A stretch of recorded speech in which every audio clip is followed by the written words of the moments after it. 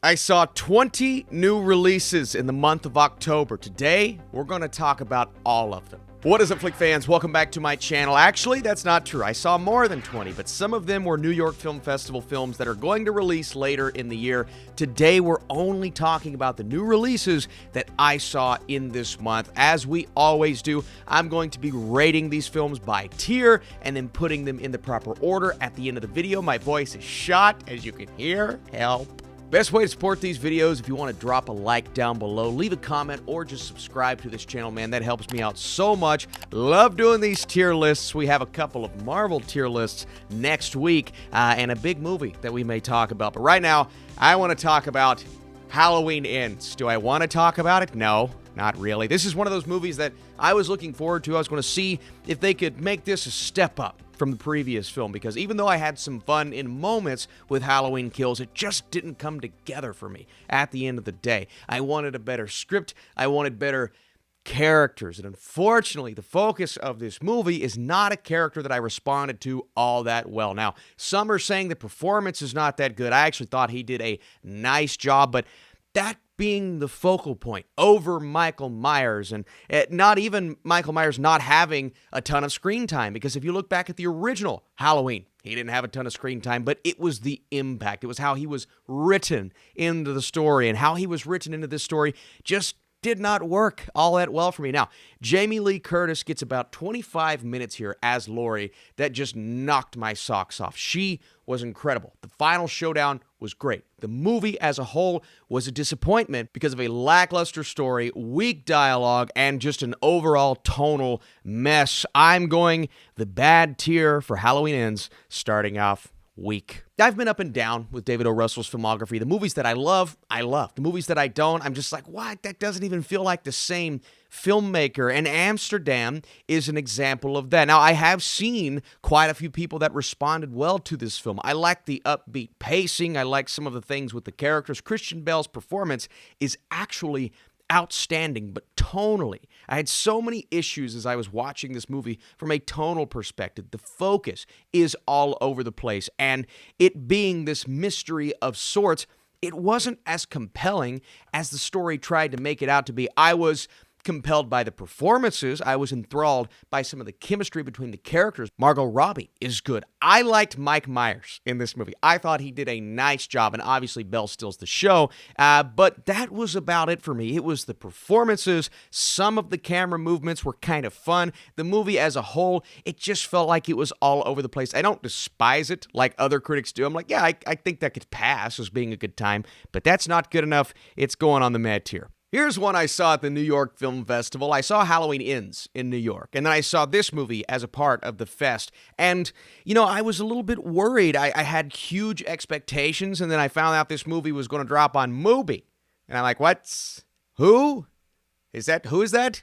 I still don't even think it's out on Mubi. It got like a limited theatrical release, but this is Park Chan-wook at his best, his absolute best. He is in top form when it comes to direction. It's a flawlessly executed movie from a technical standpoint, and I raved about it in my review. You know, you look at movie editing and the transitions used to go from scene to scene, and the ability to piece together not only a cohesive visual spectacle, but a top-tier visual spectacle with such a simple story and concept. What starts as a thrilling detective mystery type film turns into this romantic and emotional, I want to say epic, by the end of the movie, and the story goes in so many different directions. I'm not going to say it's his best script. There is a lot going on within the story. There were 20 minutes at the end. I'm still not entirely sure if they were necessary to what the film gave us, but it does deliver on the final 3 to 4 minutes of the movie. But the entire film leading up to that, you want amazing chemistry between two characters. You got it. You want visually and, emotionally. The score is incredible. It's one of those films you watch and you just appreciate filmmaking. That's how I felt all the way through the movie. And again, I see an international feature nomination with this film. If it wasn't for another movie, I think it could win it, but it's definitely in that conversation. I'm going awesome tier for decision to leave. What a great movie. I mean, it's better than great, because it's on the awesome tier. All right, let's get into VHS 99. Yes, I watched this movie, wasn't able to review it, but I do believe it was a bit of a step down as a whole from the prior VHS movie. I felt like the stories there were a bit more consistent, but 99 may deliver two of the better stories of the last few VHS movies. Austin, which ones? Suicide Bid and Ozzy's Dungeon were two short films that I really responded to here. Suicide Bid, about this girl who gets stuck, buried underground, and some weird things start to happen. Then Ozzy's Dungeon, about this crazy game show that happened in the past, but some weird things were going on within that game show, and then it comes back to haunt the game show host in the future, man. I love the concepts, and really, I mean, there were a couple more. I mean, Gawker's was okay, To Hell and Back. I didn't love the execution, but the conceptual aspect of it worked extremely well. They started out with their weakest one, which was it put me in that mood of, you're doing this, and this is very cliche and conventional. They slowly got better. I enjoyed the experience, as I always do with these VHS movies. Some of the acting was questionable, so maybe one of the weaker films I've seen in the franchise as of late. But hey, I'm still putting it on the okay tier. Consider this like more of a guilty pleasure. Grimcutty. This movie is built around and based around this meme that gets really popular, and these kids, they do something that brings it to life, and some of the imagery here I saw in the poster, I'm like, that either looks really awkward or kind of scary. And I watched the movie, I'm like, well, if you get close up on his face, yeah, it looks scary, but if you're watching it walk around, it looks ridiculous. I mean, it looks so ridiculous at points in this film. It took away from, just look at the face, that's freaky. That's freaky. That could have worked. Unfortunately, I don't know if it was the budget. I don't know what it was about this movie that just fell so flat on its face. But the story, right? We're trying to explore themes here. It's all about kids being on their phones too much, how parents respond to certain memes and meme culture. That's other stuff I'll be honest with you guys, I forgot a lot about this movie, but I did watch it. I promise. And it sucked. We're going to put Grimcutty on the sucky tier. Sucky. No, I liked Awful better. Awful. Boo. Tar. Good Lord. What a character study. What an incredible performance from Cate Blanchett. She is on another level here. I mean, I'm watching this movie going, I don't understand how anyone's going to think they're going to be able to compete with her at the end of the year. And then I saw another movie on this list, which we'll talk about. But Cate Blanchett, what she's doing here, she's taking this entire premise on her shoulders and just displaying incredible chemistry with every single cast member and taking this story, a fascinating one that does not spoon feed you. I was 30 minutes into this film and I'm like, okay, I love what we're doing here, really enjoying the dialogue. What's it about? And there are things happening behind the scenes, and there are, moments that are slowly building up, and you don't even know that they're building up. You don't even know that they're culminating. And by the time we get to the end of the film, first of all, the parallel of where she starts and where she ends is just magnificent. But deconstructing how she got there makes the movie even better. The more I think about Tar, the more I like it. Actually, the more I love it. What an awesome character study this was. Wendell and Wild, from the director of Coraline and The Nightmare Before Christmas. Now, those are two classic stop-motion animated movies, so that had me pumped up. And then you have the incorporation of Jordan Peele and his company, and Key and Peele are the voices of these main two characters. And that storyline was really, really good. Wendell and Wild coming into this girl's life and kind of manipulating her into thinking something is happening. And as I'm knocking over my monster here, not a sponsor, it's Peach.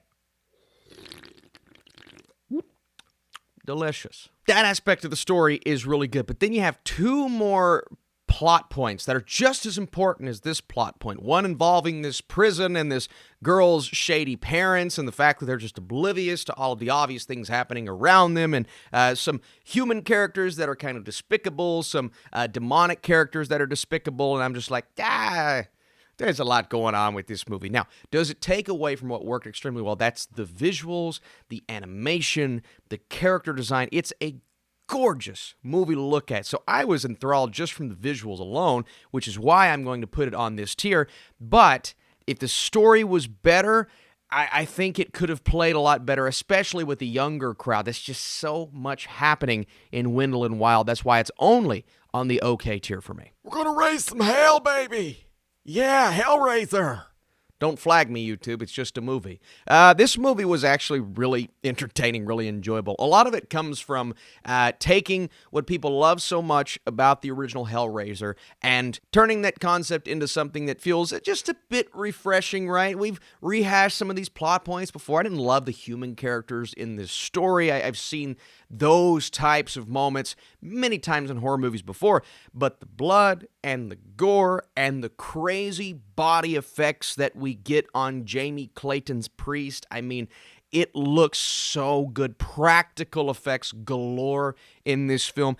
You get that CGI and you get those crazy grand moments towards the end, but at its core, this movie focuses on what it needed to focus on to work extremely well. Now, I think visually, it's a little too dark, and I mean, I struggle to see certain moments play out. And again, I didn't love certain things about the human characters, but it focuses on the Cenobites. That's what it needed to focus on. I'm going to put Hellraiser on the good tier. It's on Hulu right now. The Banshees of Inisherin, Martin McDonagh. I love this filmmaker so much. The screenplays are always so crisp and effective. The movies look gorgeous. Banshees of Inisherin is no different from his other films. Visually, like cinematography-wise, it's really good, but they're shooting on location, so the landscapes, every single backdrop is stunning. To the point to where you're watching, conversation's happening, but I'm like, I want to visit. Can I book how much a plane flight? Nope, can't afford it. Well, still beautiful. We have Brendan Gleeson and Colin Farrell. They play two really good friends, maybe even best friends, but when we meet them in the film,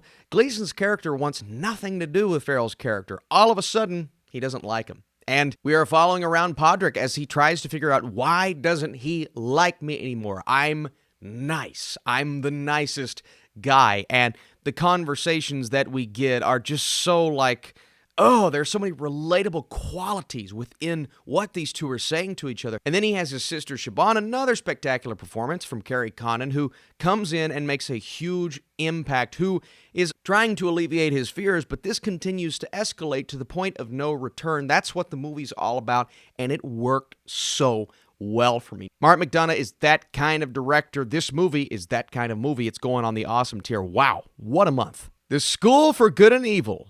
Charlize Theron, Kerry Washington, the cast is actually fantastic. I really enjoyed what they were trying to do here. It has a Harry Potter meets, wait for it, Sky High vibe, because it has the Sky High isms, but it's really trying to recreate this fantastical type of story that, we've seen plenty of examples of before and do it in a new and fresh way that gives us compelling characters, but I felt that there were so many issues as we went, like narrative problems that got in the way of what could have been a really compelling film. Look, it's fun. It has this entertaining type vibe to it.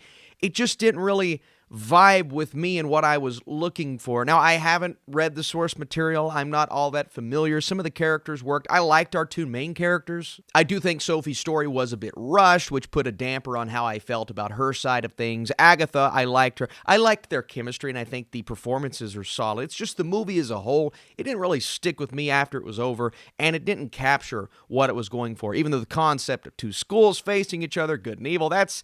All right, I'm rambling. Let's put this, what is it, meh tier? Okay. Luckiest Girl Alive. A nice performance here from Mila Kunis. I think she's doing a really good job with what she's given. Now, the story that she is telling, and it's a lot of voiceover, which usually doesn't work extremely well for me, but I get it. I understand the decision based off of something that I was unfamiliar with, so I didn't really know what to expect with this movie. I do think certain moments could have integrated themselves better into the present, what we're watching in real time play out here in the future. The scenes in the past, they are compelling, they're emotional, and they do hit you. There are numerous gut punch moments, if you will. And again, Kunis, and really the chemistry across the board, everyone she's on screen with, I was just really impressed with what I saw. And it's been a while since we've seen her in a role like this. Do both sides mesh together as well as the script wants them to? Not necessarily. The film does occasionally meander. I'm kind of like, okay, let's keep going here. Let's move it along. But overall, I think the impact is a positive one. I'm going okay tier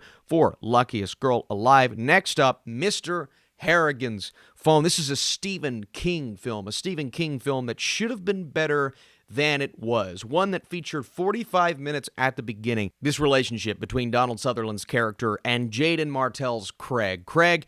This is the perspective that we see throughout the entirety of the film. And it's a story that, again, got off to a hot start because every time they're on screen together, I'm like, yeah, this is really good, but you know where it's going because the summary tells you that it all comes after, or the madness comes after Sutherland's character dies. And that's when the Stephen King isms start to kick in. But those Stephen King isms didn't really work for me all that well. And that's when the movie was at its weakest, when we got that ghostly side of this story. You see, the story is trying to tell you that phones are bad, that technology doesn't work. And I get that. I understand what it's trying to say, but it was saying it so much better within the dialogue and before it got fantastical. But once those crazy things start to happen, it feels like it goes nowhere.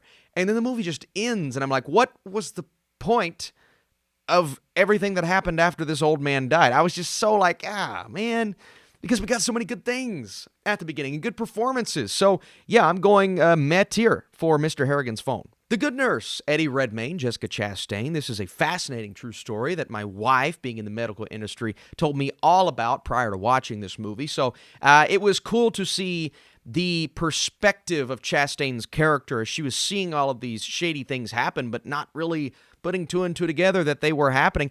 Look, I do believe this is a well-acted film, really across the board, but the main two characters, Jessica Chastain does a really nice job as our lead. Eddie Redmayne is serviceable. He's replaceable at points. There are a couple of scenes to where I'm like, oh, that's why they got Eddie Redmayne, because he's really good in the role. The movie, it's not as thrilling as it wants to be. I wasn't on the edge of my seat throughout the entirety of the film, but it tells a compelling true story. It does its job. It doesn't overstay its welcome. It doesn't underserve the character. It tells the story, it felt like, in a truthful way. And it also makes you mad because, yeah, he's responsible, but other people should have been held slightly responsible, yet they weren't. So I liked this movie. I'm going to put it on the good tier. Nothing more, nothing less. Hellhole, more like high school. Am I right? I just watched this movie. What was it about? Listen, this was one of those claustrophobic feeling horror stories where this detective gets caught in this crazy, cathedral-like area. You get some shots of this set. It has this haunting vibe to it. All of the people walking around in those outfits, I'm like, it's shady, regardless of if it's shady. You know what I mean? That's the type of horror movie that you want. The buildup is nice. I do think some of the character turns were so obvious, and it is slower. It's a slower movie that's not the best looking film I've ever seen. Couple of those side performances, I'm like, oh, well, this person's slightly new at acting. But it gets so freaking bonkers at the end of the film. And I mean outlandish, insane. It was doing things that I never imagined this movie, especially after the first 20 minutes, doing. And I'm like, oh, that's not why it's called Hellhole. That's why it's called Hellhole. And that worked. Visually, there's some practical effects involved. So the third act really kind of turned it around for me. I still can't go any higher than the meh tier, but it's there because of those final few minutes. Praying for the Devil. I liked the concept here. It's all about this nun who is one of the first female exorcists, and this case that she's having to solve is way more personal than you expect. Why am I out of breath? Did I exercise? Jacqueline Byers plays Sister Anne. She does a really nice job. I liked anytime she was on screen, and there's this young girl that plays an integral and slightly scary role in this movie that she has a nice relationship with. The rest of the film, the exorcism scenes are fine. There's one moment where this young girl has to crawl on the wall, and it just looks so... It kind of looked... You remember Scary Movie? It kind of looked like a parody. And there were moments to where the effects just couldn't measure up for, I think, what they were trying to do on screen. It also feels like The Nun 2. Not really, but that's an easy comparison to make. I've seen this movie 1,000 times. I don't know if her performance and some of the nice moments towards the end are enough to justify this film's existence. And the way that it ends, while the final battle was interesting, there's this very cliche moment at the end. I'm like, oh, they they didn't know how to end it, and that's how it felt. So I'm putting Pray for the Devil on the bad tier. Pray for that. Till, a.k.a. an acting showcase for Danielle Deadwyler, a coming out party, if you will. I see numerous nominations down the line for her. Doesn't matter what the role is at this point, but this is the first one. She's going to get nominated. She could win. This is that one I was talking about, measuring up to the goodness of Cate Blanchett. She's incredible in this film. And there was a little bit of hesitation going into Till for a lot of people. Are they going to focus on what we've seen these types of films focus on in the past, or are they going to justify its existence by pointing to what's important, the emotions of this entire thing, and making you angry as a viewer in the right way, not putting the violence on display as much? And they really don't even showcase a lot of that violence. We get a lot of the aftermath in this film of what happens to Emmett Till, and I thought it was handled in a very nice way. I thought the filmmaking behind the actual event was really good. The performances across the board are great. I could talk about numerous. I mean, even the young man who played Till, Emmett Till, did a good job in the beginning, but it's Danielle Deadwyler, and she is the obvious highlight. I mean, it's a master class of what you have to do, but it's not just one scene. You always have that one scene, you're like, that's the one they're going to show at the Oscars. There are 4 of those. I don't know which one they're going to show. I don't know which one they would show. How do you choose? I have no clue. I could rave about her all day, but the movie itself is really good. It's a bit slower paced in parts, and there are some biopic cliches in there, but all in all, man, what a great film, what a great experience. I think this is going to play well, and I think it's going to hold steady at the box office. Next up, Terrifier 2, Art the Clown. I was pretty, I liked the first Terrifier. I thought it was okay. It was fine. It was interesting. There's some good. This is so much better. This movie is what horror films are all about. Terrifying you one scene at a time, and whether or not those scenes mesh together in the best way. I'm not going to say it's the most cohesive movie I've watched all year, but it didn't have to be. I'm not going to say some of the things at the end weren't ridiculous, with that young girl and how she kind of gets herself and her brother out of those situations, because they were. But Art the Clown is so freaking entertaining. A horror icon at this point, making waves at the box office on such a minor budget. I mean, the budget of the first movie was nothing. This was at least more than that, but I think it's like 250,000, making 5-something million at the box. Oh my God. And it keeps crushing, man. It deserves it. It's a great experience. Again, I've said this before, not the biggest horror fan in the world, but I appreciate a good slasher. I appreciate a good movie that knows exactly what it's doing and doesn't rely on those cliches. It almost plays on those cliches.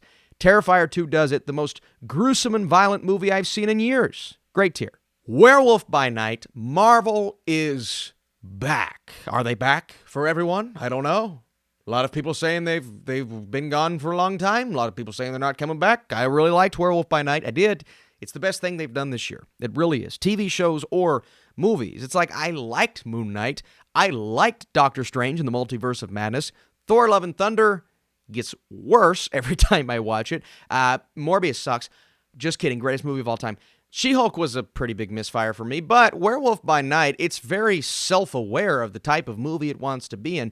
Michael Giacchino is, I didn't expect him to take this on and take it in the perfect direction, and not only implement what he does best, his music, but implement interesting characters and something that didn't overly rely on being a part of the universe. It just stands out as, a special, it's a Marvel special, a special experience, but one that was really fun. And I just had a good time while watching this. It's a nice feature film, I guess, to watch on Halloween. And it's one of the better things Marvel's done in a while. So I have to put Werewolf by Night on the great tier. It's nothing truly spectacular, but it was just a heck of a time while watching. I mentioned Thor Love and Thunder. That's one that I even said in my review. I am curious to see how this holds up upon rewatch. It didn't hold up all that well upon rewatch, multiple rewatches.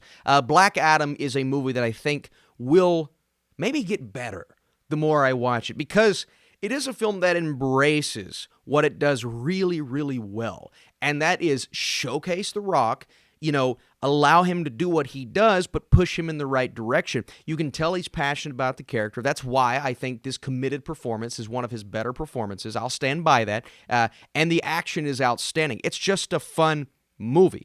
Now, when I talk about my issues with this film, they're issues that to me are really obvious. It's like the ridiculousness of the other side of the story with the human characters does start to impede on my enjoyment. You have that horrible scene at the end when this young boy is giving a speech and it's very clearly ADR'd. His mouth doesn't even match up to the words, and instead of shouting like he should be because he's yelling at people, it sounds like he's just normally talking, giving a speech. And I'm like, whoa, how did you let that fly? And there are a few moments like that in the movie. That's why I struggle with certain parts of this film. It's not what it was going for. It's technically a bit messy. I also thought it was silly at the end having the human characters go up against these demonic creatures with like pipes and baseball bats. It kind of reminded me of in Spider-Man, like, you mess with one of us, you mess with all of us. But on an amplified level, or iRobot, when everybody's going up against the robots. Why did that have to be in this film? Just focus on The Rock and the Justice Society and give us more build-up for the Justice Society. They're just kind of there. They just kind of exist. There's no like, here's who we are. I know who they are, but does the general audience member know who they are at the beginning of this film? No, they do not. So there were things they could have done better and improved upon. I still believe this is a fun movie, a fun experience. It's a recommendation. I am going to put it on the okay tier because of my flaws, but I thought The Rock did a great job. And finally, All Quiet on the Western Front. I'll keep this brief. This is one of the best war movies I've seen in years. It is, I believe, on the same tier as 1917. A lot of people I've heard prefer it to 1917. I'm not there. 1917 blew me away. I'm a sucker for one take. The whole movie's a one take. What do I do about that? Nothing. Just watch it over and over again, like I have. All Quiet on the Western Front. I've never read the book. I've never seen the older films. People have given me grief for that, understandably so. I probably should go back and watch the 30s movie, and then there's another one later on. But just seeing this fresh, based off of no prior experiences with this source material, people have said it strays from the book. I can't talk about that. I've not read the book. I've just seen the movie. The movie's incredible. I believe it balances both stories so well. It shows you what makes you uncomfortable about war. It shows you things that are going to frustrate you and make you mad, but it's so beautifully executed. I think the visuals are outstanding. I've never been so impacted by a scene with a tank. We've seen tanks in movies 1,000 times. The tank scene is flawlessly executed. The build-up to certain character deaths are absolutely incredible, and I was blown away by this film. Awesome tier, and it deserves it. All right, you know what time it is. We've talked enough. We're going to rank these movies, but before I do that, if you're still here, you haven't dropped a like yet, what are you doing? That would be I would appreciate that. Let's go ahead and rank these films, starting at the bottom. Obviously, it's going to be Grimcutty. This movie stinks. After that, let's go Halloween Ends and Pray for the Devil. There's something that I'm not feeling great about. You know what? Let's pivot. Let's throw The School for Good and Evil on the bad tier. I was on that line, and I want to make this a little more even. So The School for Good and Evil at the top of the bad tier. On the meh tier, Hellhole, looking pretty good right there. Followed by Mr. Harrigan's Phone. Yeah. And then Amsterdam at the top of the meh tier, but that's still not great. On the okay tier, I'm going to go VHS 99 at the bottom, just because of some of the inconsistencies, followed by Wendell and Wild. And you know what? Let's put Black Adam at the top of the okay tier. A little better than Mila Kunis. Not Mila Kunis, the character she plays. Anyway, good tier. Between Hellraiser and The Good Nurse, I believe I like The Good Nurse just a bit more. On the great tier, we've got some great films here. I am going to go Terrifier 2 at the bottom, followed by Werewolf by Night, and then Till just slightly ahead of that. Both great movies, but Till, it just broke my heart. Man, as of right now, I feel like when I see Tar again, this could change. Because I'm still thinking about certain moments, whether they work for me or not, so I'm going to go Tar at the bottom. And then, let's go, and this is actually a pivot for me. I was going to change it, but let's pivot. I'm going to go Banshees of Inisherin. And then, decision to leave just slightly ahead of that. But for me, it's no competition. For me, All Quiet on the Western Front is not only at the top of this list, it's one of my favorite movies of the year. When I say favorite, in my top 5 movies of the year right now, and climbing. Let's see what happens on a second watch. My plan is to watch these 4 awesome movies again, see where they fit. They're all on the verge of being in my top 10-ish, top 15-ish of the year, but we're not there yet. We still have 2 months to go. November, it's going to be crazy. I see Black Panther on Monday. I see Knives Out 2 the Monday following that. We're going to have early reviews for both of those films. Thanks again for watching. Take care, guys. Be safe out there, and I'll see you soon.